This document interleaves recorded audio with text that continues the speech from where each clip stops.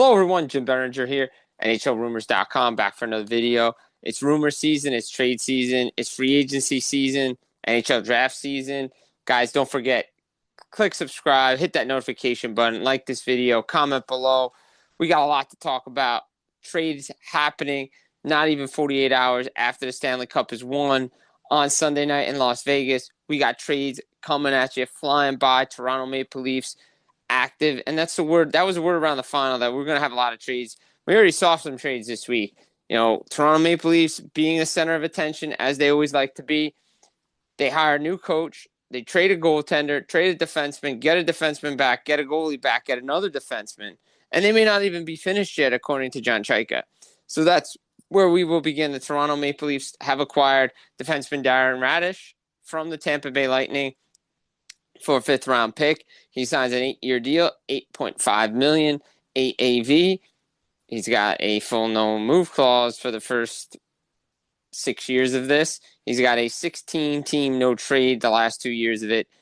Again, these general managers need to smarten up when it comes to no-movement clauses because they still haven't learned. However, this is a great signing by the Leafs because they need a right-shot, puck-moving defenseman. Yes, they get Emile Andre and Samuel Ersson from the Philadelphia Flyers for Joseph Wall and Simone Benoit. Now, I'm a little head-scratcher on Wall, but they needed cap space to make this move. And Darren Radish was the top target of defensemen on the free agent market. Had a great season, 70 points, 73 games, 22 goals, 48 assists. He had a great, great season. Now, the question is, can he duplicate it? Probably the first couple of seasons he can. I mean, obviously they don't have a Nikita Kucherov on the power play, but they have Austin Matthews, and if Austin Matthews is healthy, he's going to be great on power play one. Heck, they have William Nylander. They have a good power play that could get Darren Radish those power play points. So John Chaika, again, he's reshaping the team in his vision. Tampa couldn't re-sign him. Everybody's saying, what does Tampa doesn't know? What does Tampa know that we don't know? Tampa just can't sign him, couldn't sign him. The starting number was going to be $7 million for Darren Radish in a cap world that's going up. They just couldn't afford him. They couldn't sign him because they have other guys coming. But also they have to sign Nikita Kucherov, and that deal could be coming in at 2 years, 3 years at $12 million a season. It's the same cap crunch, even though the cap's going up, that the Colorado Avalanche have faced. That's why Ross Colton is going to Nashville with his $4 million cap hit. We've talked about that. We just talked about it on the last video where Colorado is a cap casualty, and Colton was going to be the guy. They have an extension for Cale Makar coming.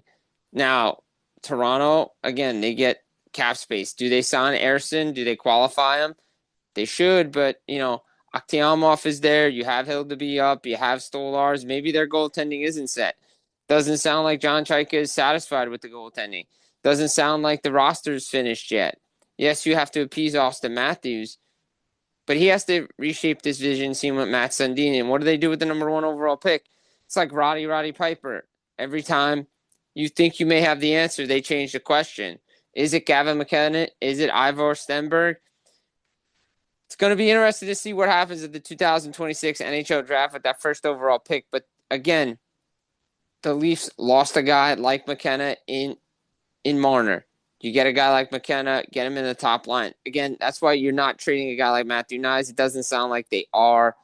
From the indications from Chaika, why would you move a guy like that when you need to go find a guy like that, and any package you get, it's going to be hard to replace a guy like Matthew Knies on a team-friendly deal. Doesn't sound like they're going to do it. But that D is getting flipped around. Do they move around from Morgan Riley? There's a lot of still moving parts in Toronto. Again, Tampa, they move off a defenseman. They have to sign Kucherov. Do they go after John Carlson? He's the next guy out there. Remember, he was traded from Washington to Anaheim. He's informed Anaheim Ducks he's hitting free agency. He apparently had a 2 times 9-year deal on the table. And again, this has been documented that there was a deal in place, but Washington likes to sign their vets. And if they don't sign their vets early, they traded him. Now he's out there. Anaheim's D off that side, on that right side. You have Jacob Trouba going to market, Radko Gudas going to market, John Carlson. So what does that mean for Pavel Mitnikov, Owen Zellweger? Are they keeping those guys now, extending those guys? And that's part of the top of the defense market. You have Simone Nemec out there from New Jersey. You also have Dougie Hamilton out there. So it's a loaded defense market via as trade as well. And what do the Devils do with those two players? One guy needs a contract. And not to mention Bowen Byram's out there from Buffalo. Who's going to go after him? He's still available. As documented last year, not only on NHLRumors.com, Full Press Hockey, but other outlets. Saw it on the Nightcap Recap video. It was a tradable contract, 2 times $6.25 million. It was signed 2-year deal. The following year, this was going to become a topic of conversation unless they were going to sign him. Buffalo is closing in on signing Zach Benson to a 7x7 deal, which is really good for him. They moved Michael Kesselring to San Jose. San Jose needs some D. Does Byram go that way? Does Byram go to Utah with Sean Durzi in return and other stuff? What about Rasmus Anderson? Seems like there was a handshake deal with Vegas, but they never got the deal done. And he hasn't signed it yet. He'd like to stay, but they need cap space. So does that mean Vegas is going to move off Thomas Hertl? Does they move off Pavel Dorofeev? Do they move off Aiden Hill? Feels like Aiden Hill's not long for Vegas anymore, but Vegas got a new coach in Ryan Craig. What's the plan from Kelly McCrimmon? They always have the right attitude. They want to get business done. So that defense market it's alive, especially via trade, but also via free agency, and you got to expect Philadelphia in on Karlsson. Tampa Bay is going to be in on Karlsson. We hear in Toronto's in on Gudas, Florida in on Gudas. What other big top defensemen could move? And, with Dougie Hamilton and Simone Nemec, you have a young guy, 22-year-old defenseman, brings offense, puck-moving defenseman, right-shot defenseman, wants an opportunity to go play, wants the top minutes. The Devils are loaded with Brett Pesce. You have Jonathan Kovacevic, Dougie Hamilton.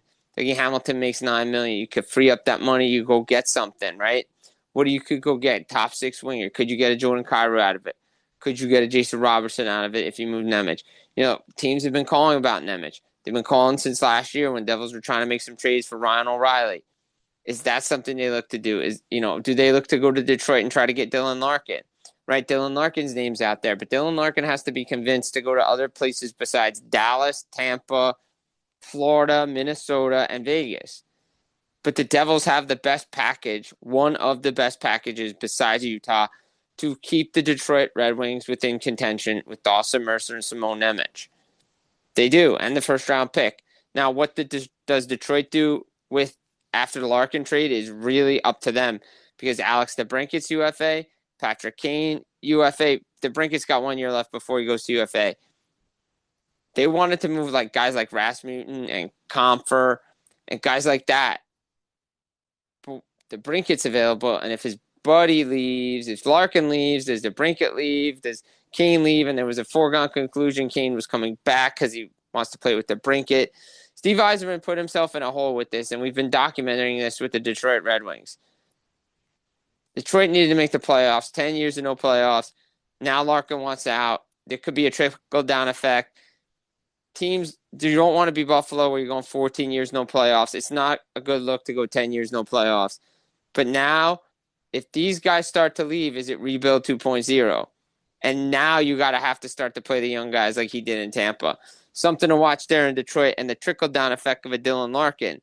The goalie market, right? You mentioned Connor Hellebuck. We mentioned the goalies, right? Edmonton needs goaltending. Devils could use a goaltender. Again, you move Mercer, Nemec, and the 12th pick to Winnipeg for Connor Hellebuck. That's an option. They've been in on that, but that means Jacob Markstrom moves. They're exploring options there, but Markstrom feels like he's going to be back, but because you got a 20-team no trade, so it's going to be hard to move. Wants to have a bounce-back season, but Sonny Meta got to be ruthless. And one more Devils note, Nico Hischier and the Devils will probably get an extension done July 1st, days after, probably around July 1st, progress being made. Devils want on a 8-year deal. Nico Hischier wanted a 2-3-year deal. As I first reported back on Sirius XM NHL Network Radio, they're going to meet in the middle for a 5-year deal, maybe a 6-year deal. Could be 12, could be 11.5, 11.75, somewhere around that range. Maybe a little bit more. Could be a little bit more. But it's not going to be 13. Don't think it's going to be 13.5, but it'll be somewhere in the middle. But he wants to win. He wants to be shown they can win because he had 1 trip to the second round, 3 playoff appearances since being the number 1 overall pick in 2017 and playing. He needs to show this team can win. What steps are they going to take? What other big moves can they make? So, again, back to Hellebuck. Does he want out? No. Has he asked for a trade? There's been conflicting reports. Has he asked for a trade? Would he mind a change of scenery? No, but those are the words of, well, he might have asked for a trade. Where is he going to go? Florida? Carolina? Does Vegas sneak in there somewhere? New Jersey? Buffalo? But again, if you look at Florida, what's Florida want to have to give up? Well, they're not going to give up Anton Lundell. Could it just be picks and Mackie Saviskevich? They need defense. They need center. They need fourth-line center. Carolina, does Freddie come back? If Freddie doesn't come back, then that's an option. But do they roll with Bussy and Kochetkov? And what are they getting from Carolina? Because if Lundell's a non-starter for Florida, is Seth Jarvis a non-starter for Carolina? We know Eric Tulsky can be aggressive. He wants to be aggressive, just like Rod on the ice. Do they go after Dylan Larkin? What do they add to a championship roster? What player fits their system? And Connor Hellebuck now is a system goaltender. When he was really, really at his height, he could take a bad Jets defensive team and make them look incredible and make the team look incredible. Now he relies on systems, understanding where the puck is, being in that form. Carolina makes sense. Florida makes sense.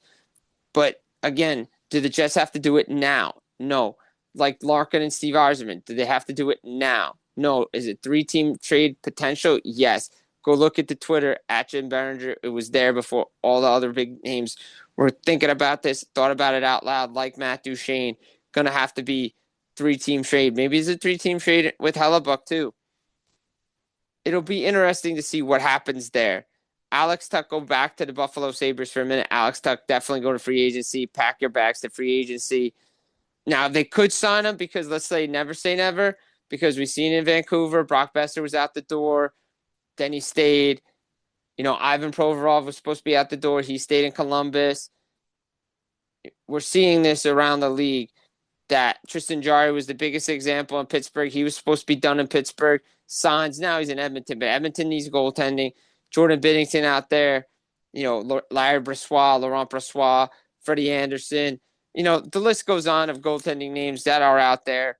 Again, Stu Skinner, where's he going to land? Is he going to be a backup? Samuel Montembeault? And then, of course, there's the center market out of the goalie market, the defense market. Mason McTavish from Anaheim. That's another loss for a Ducks team that got to the second round. They start losing these players and they take a step back. That's going to be tough for Anaheim. Mason McTavish doesn't feel like he's a Pat Verbeek guy anymore. Other guys on that lineup passed him by. A lot of people say, well, how's he Pat Verbeek guy when he signed a 6-year deal? Well, he doesn't have trade protection. His minutes went down. He missed training camp, and we know Verbeek's a tough negotiator, but he's got to pay Leo Carlson. He's got to pay Cutter Gauthier. Pavel Mitnikov's there, Zellweger. They've got a lot of their young players to pay. That's why they got to move on for some of these vets. We know Montreal's looked at McTavish. This goes back to last year. Could New Jersey enter the fray? There'll be a lot of teams looking for Mason McTavish. He's a good player. Boston. Vinny Trocheck's name's out there, right? Just have a piece up on NHLrumors.com about the New York Rangers. Could they move guys like Braden Schneider as well? Could they move up the 5th, but move the 5th pick to move up or down or however they want to do it, or they just stay pat? But Vinny Trocheck, interesting name because he was expected to move at the deadline. He didn't. Probably could have gone to Detroit or Minnesota. Chris Drury's trying to hit a home run with this trade given the returns for, guys like Trouba, guys like Kreider, guys like Panarin, and guys like that. He's looking for a player that could play now, help the roster, prospect, first-round pick. Again, at the time of the deadline, he didn't want to go all the way to the West Coast. Minnesota was as far as he could go. Detroit's going to be interested. Montreal be interested. Carolina, maybe Utah.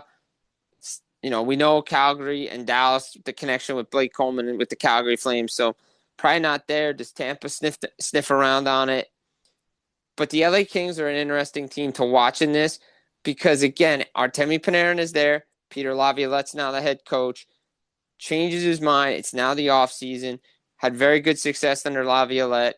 Had real great success playing with Panarin. It makes sense. They need center help. Anze Kopitar just retired. But what's the package?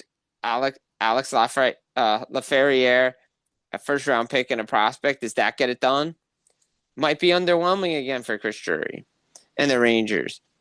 Elias Pettersson's name continues to be out there. He may not have to rehabilitate himself a little bit this season, to prove his worth. How much of a market is out there? But teams always looking for centers.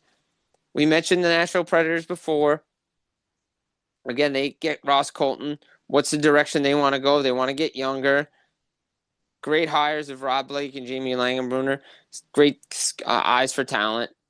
So did they move on from Ryan O'Reilly, Steven Stamkos, Jonathan Marshall? Teams are going to be calling about them.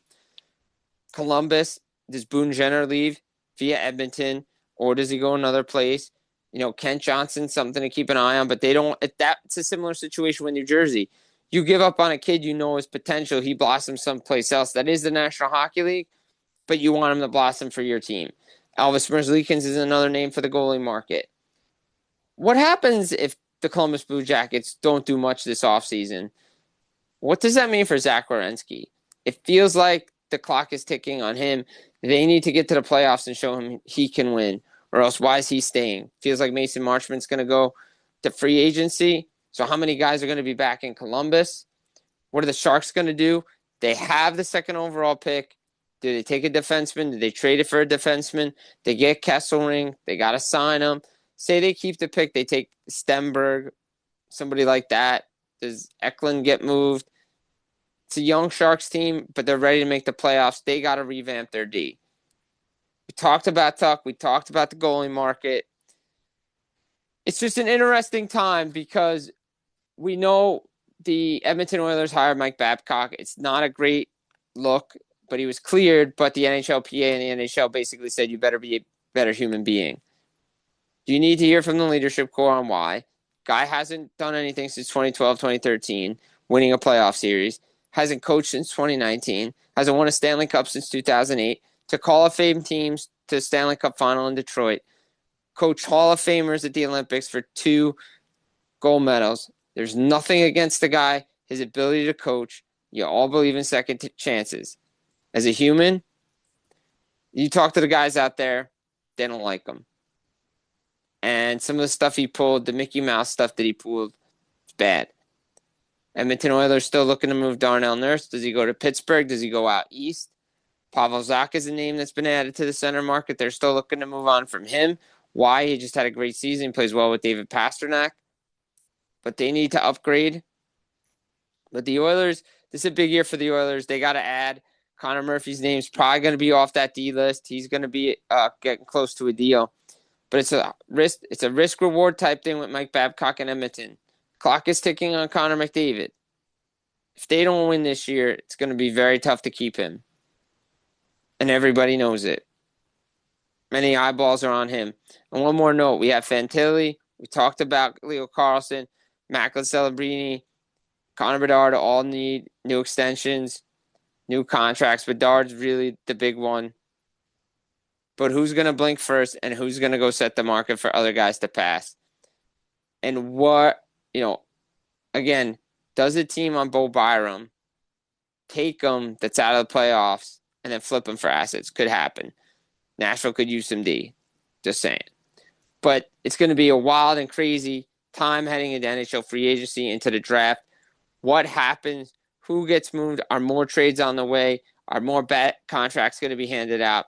Keep it locked in, NHLRumors.com. I'm Jim Biringer. Again, please subscribe to the channel. Like this video, comment below. Guys, take care and enjoy.